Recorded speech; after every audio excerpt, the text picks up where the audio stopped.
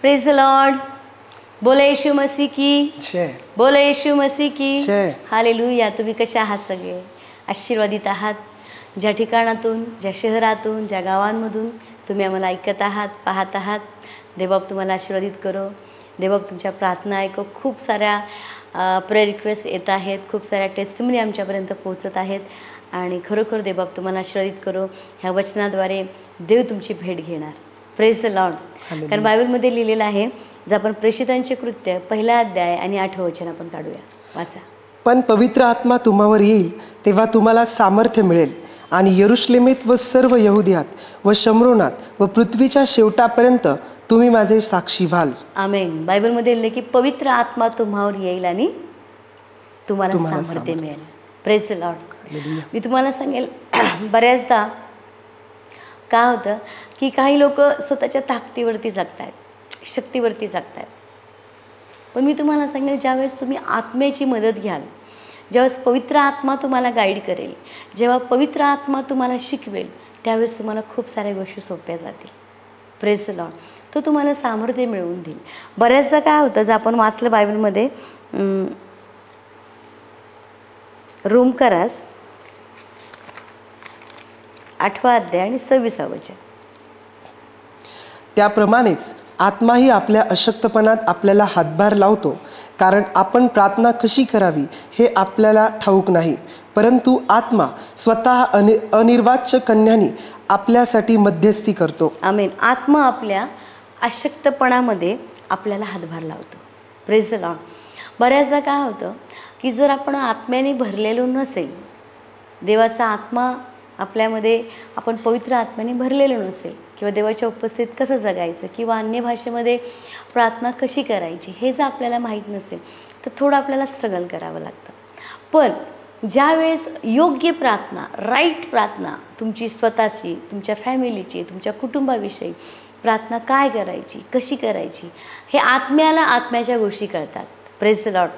जो आपल्यामध्ये पवित्र आत्मा परमेश्वराने विसार म्हणून दिला आहे, जो पवित्र आत्मा आपल्यामध्ये राहतो, त्या आत्म्याला परमेश्वराच्या आत्म्याच्या गोष्टी कळतात की नाही.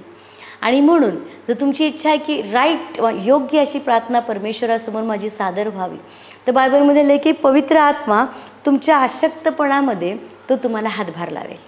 तुमची इच्छा आत्म्याने प्रार्थना करायची. Praise the Lord. मग तो पवित्र आत्मा आपल्याला कसा हातभार लावेल? ज्यावेळेस तुम्ही अन्य भाषेमध्ये बोलता. Praise the Lord. अन्य भाषेमध्ये काही लोक म्हणतात की पण अन्य भाषेमध्ये बोलणं म्हणजे काय आहे? मला तर ही भाषा कळत नाही. कारण ही भाषा तुम्हाला कळणारी नाही, कारण ही भाषा परमेश्वराची भाषा आहे, ही देवाची भाषा आहे, अन्य भाषा ही. आणि ही भाषा त्याला कळते, आत्म्याला आत्म्याची भाषा समजते. आणि त्याला माहिती आहे की तुमची उद्याची काय गरज आहे, तुमच्या भविष्याची काय गरज आहे, तुम्हाला काय हवं आहे, किंवा तुमच्या फ्युचरसाठी तुमच्यासाठी काय प्रार्थना केली पाहिजे. तुम्ही फक्त भोवतालची परिस्थिती बघून, तुमच्या डोळ्याला काय दिसतंय किंवा तुमच्या कानाला काय ऐकायला येतं, हे फक्त बघून आणि ऐकून तुम्ही प्रार्थना करू शकता. पण पवित्र आत्म्याला पुढचं सगळं भविष्य दिसत आहे ना, पुढच्या सगळ्या गोष्टी आत्म्याला दिसतात. आणि म्हणून आत्म्याने प्रार्थना करणं हे प्रचंड गरजेचं आहे. आणि आत्म्याने म्हणजे अन्य भाषेमध्ये प्रार्थना करणे. आणि पवित्र आत्मा आपल्या अशक्तपणामध्ये काय करेल? हातभार लावेल. पुढे वाचूया परत हे वचन. त्याप्रमाणेच आत्माही आपल्या अशक्तपणात आपल्याला हातभार लावतो, कारण आपण प्रार्थना कशी करावी हे आपल्याला ठाऊक नाही, परंतु आत्मा स्वतः अनिर्वाच्य कन्याने आपल्यासाठी मध्यस्थी करतो. अनिर्वाच्य कन्याने आपल्यासाठी मध्यस्थी करतो. Praise the Lord. आपल्यासाठी मध्यस्थी करणारा पाहिजे की नाही? मध्यस्थी कोण करत असतो? वकील. तर आपल्यासाठी वकील कोण आहे? पवित्र आत्मा आहे, प्रभू येशू आहे. तो आपला वकील आहे, तो आपल्या मध्यस्थी आहे. आणि तो प्रत्येक वेळेस परमेश्वरासमोर आपली बाजू मांडेल की बघ प्रभू. म्हणून तर काय लिहिलं आहे की तो तुमच्या अशक्तपणामध्ये तो तुम्हाला हातभार लावेल आणि तो तुम्हाला सांगेल की कशी प्रार्थना करायची, काय प्रार्थना करायची. आणि म्हणून आत्म्याने प्रार्थना करणं हे प्रचंड गरजेचं आहे. पण काही वेळेस काय होतं की ज्यावेळेस तुम्ही परमेश्वराच्या सानिध्यामध्ये बसता, उपस्थितीमध्ये बसता, काही लोक घोकतात तासभर, अर्धा तास त्यांच्या भाषेत सुरू असतं, प्रभू दे, प्रभू मला हे पाहिजे, प्रभू मला ते पाहिजे, प्रभू मला ते पाहिजे. अरे प्रभूने काय आपल्याला भिकारी नाही बनवलेलं, प्रभूने आपल्याला त्याची लेकरं बनवलेले आहेत. आपण त्याची लेकरं आहोत. आपण भिकारी नाही आहे की प्रभू मला हे दे दे दे दे दे दे दे. काही लोकांची फक्त एकच प्रार्थना, हे दे ते दे ते दे ते दे, हे पाहिजे ते पाहिजे ते पाहिजे. अरे प्रभू म्हणतो मी तुला माझा एकुलता एक पुत्र देऊन टाकला आहे, त्याच्याबरोबर ह्या सगळ्या गोष्टी इझी मिळणार तुला. आणि त्यासाठी काय करावं लागेल? आधी स्वर्ग आणि त्याचं नीतिमत्व शोधावं लागेल. त्याच्यामागं ॲटोमॅटिक जगातल्या प्रत्येक ज्या गोष्टीसाठी तुम्ही स्ट्रगल करताय, त्या सगळ्या गोष्टी तुमच्या पाठीमागे पळतील. पण झालं आहे काय? उलटं झालं आहे. आपण काय करत आहोत? परमेश्वराला मागे आणि गोष्टींना पुढे ठेवतो. हां, मला नोकरी पाहिजे, आधी मी नोकरीला जाईल. चर्च नको बाबा, कारण मला वेळ नाही आहे. बायबल वाचायला नको, मला वेळ नाही आहे. प्रार्थना करायला नको, कारण मला वेळ नाही आहे. ह्या सगळ्या गोष्टी आपण मागे ठेवतो आणि कामाला प्राधान्य पहिलं देतो. आणि मग आपण देवाशिवाय काम करतो आणि मग ते काम अतिशय अवघड बनतं. ते काम आपल्या ताकदीने जमत नाही आणि त्या कामामध्ये मग अपयश येतं. पण जर प्रभूला आधी ठेवलं, आपण परमेश्वराला पहिलं प्राधान्य दिलं, पहिली आत्म्याद्वारे आपण प्रार्थना केली, तर पवित्र आत्मा आपल्या योग्य त्या गोष्टींसाठी आधीच तो प्रार्थना करेल. देवाकडे आधीच तो आपल्यासाठी मध्यस्थी करेल आणि आधीच मग आपल्यासाठी तो मार्ग तयार करेल. Praise the Lord.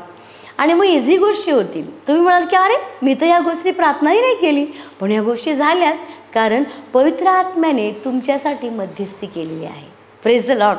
तो तुमचा मध्यस्थी करणार आहे, तो तुमची बाजू घेणारा आहे, तो तुमची बाजू मांडणारा आहे. Praise the Lord. आणि म्हणून आत्म्याने प्रार्थना करणं हे प्रचंड गरजेचं आहे. कारण अजून एक वचन, रोमकरास 8 अध्याय 13 वचन माझा. रोमकरास 8:13. कारण जर तुम्ही देहाप्रमाणे जगता तर तुम्ही मरणारच, पण जर तुम्ही आत्म्याने शरीराची कर्मे ठार मारता तर तुम्ही जिवंत राहाल. आत्म्याने जर तुम्ही शरीराची कामं ठार मारता तर तुम्ही जगाल. Praise the lord. आत्म्याने जगायचं. आत्मा जर तुम्ही देहात जगला, कठीण आहे जगणं. काळजी, देहामध्ये काय आहे? चिंता आहे, काळजी आहे, उद्याविषयी आहे, हे काय ते काय. पण आत्म्याला काय घेणं नसतं. तो म्हणतो की हो काळजी नको ना करू, प्रभू आहे, तो सगळं निवारण करेल, त्याच्या हातात आहे, तो सगळं नीट करेल, तो सगळं चांगलं करेल. Praise the Lord. आणि म्हणून आपण आत्म्याने जगणं हे गरजेचं आहे.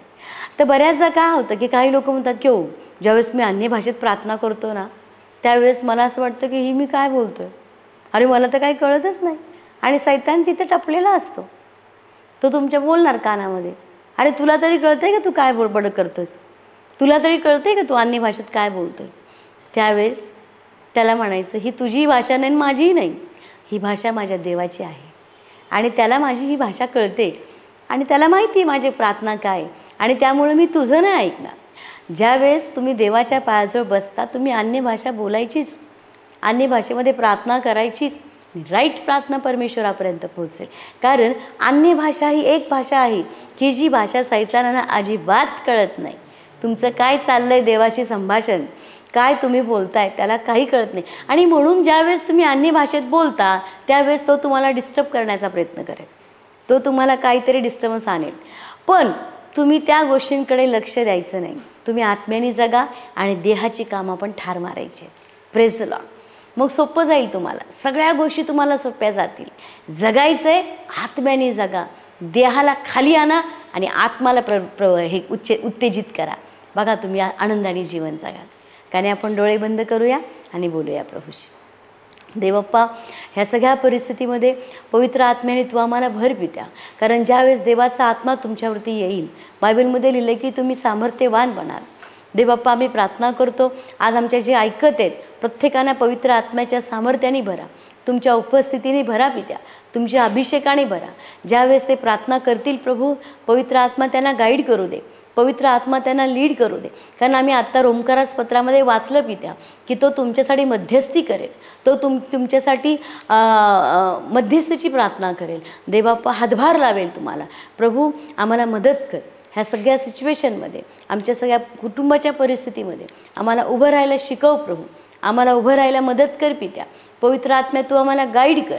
योग्य त्या गोष्टी आमच्या जीवनात, घरात, मनात, विचारांमध्ये घडून येऊ देत. आम्ही सर्व गौरव प्रभू तुला देऊ. प्रभू येशूच्या नावात मागत आहे, आमेन. जर तुम्ही पहिल्यांदा मला पाहत असाल तर माझ्या मागे प्रार्थना करूया. प्रभू येशू, प्रभू येशू, आम्ही तुमच्यावर आम्ही तुमच्या विश्वास ठेवतो. विश्वास ठेवतो. प्रभू येशू, प्रभू येशू, मला क्षमा करा. मला क्षमा करा. तुमच्या पवित्र रक्ताने तुमच्या पवित्र रक्ताने माझे पाप धुवून टाका. माझे पाप धुवून प्रभू येशू, प्रभू येशू, तू माझा तारणारा देव माझा आहेस तारणारा देव असा मी विश्वास ठेवते. आम्ही विश्वास प्रभू येशूच्या नावात प्रभू येशूच्या आमेन. बोला येशू मसीह की. उद्या याच वेळेस आपण भेटणार आहोत. पण तुम्हाला जर तुम्ही लांबून पाहताय आणि तुमची इच्छा आहे की आमच्या चर्चला व्हिजिट करायचं, please welcome. Vineyard blessed church Ahmednagar या ठिकाणातून आम्ही बोलत आहोत. आणि तुम्हाला जर आमचा नंबर हवा असेल तर स्क्रीनच्या खाली आमचे नंबर आहेत, तुम्ही कॉन्टॅक्ट करू शकता. तुम्ही अहमदनगर या ठिकाणामध्ये रविवारी सकाळी 10 ते 1 वाजेपर्यंत आमचं चर्च असतं. तुम्ही या. देवबाप तुम्हाला नक्की आशीर्वादित करो. God bless you. थँक्यू.